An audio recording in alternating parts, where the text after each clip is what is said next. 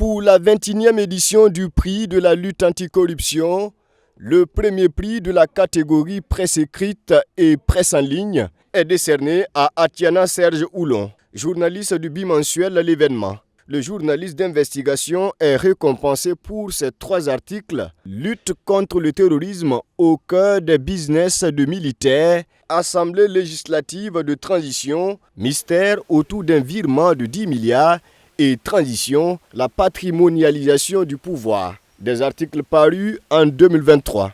Portée disparue ou victime d'enlèvement selon ses proches, Atiana Serge Oulon est représentée par ses collègues pour la remise du prix composé d'un trophée et d'un chèque d'une valeur d'1 million de francs CFA. 1 million de francs CFA, c'est aussi ce que remporte Jean-Baptiste Bouddha de la radio Burkina.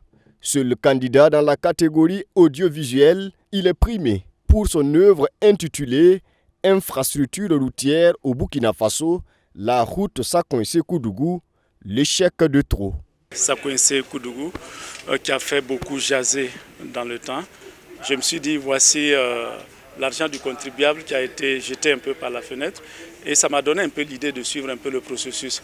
Parce qu'à chaque visite, j'étais là, j'essayais de faire en sorte que rien ne m'échappe pour voir un peu les péripéties, les visites gouvernementales avec l'entreprise et tout ce qui en est résulté. Puisqu'à la fin, le gouvernement enjoint l'entreprise à reprendre un peu les travaux. Donc j'ai suivi un peu tout le processus à ma manière pour voir un peu qu'est-ce qui allait se passer, est-ce qu'on allait pouvoir reprendre cette route-là, parce que véritablement c'était de l'argent un peu jeté par la fenêtre.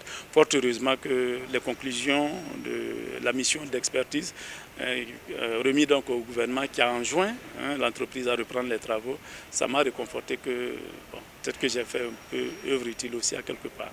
L'édition 2024 du prix de la lutte anticorruption reconnaît également le mérite de 2 autres journalistes dans la catégorie presse écrite et presse en ligne. Aimé Kobo Nabaloum de Le Reporter et Ibrahim Bila de L'événement repartent chacun avec au moins un demi-million de francs CFA.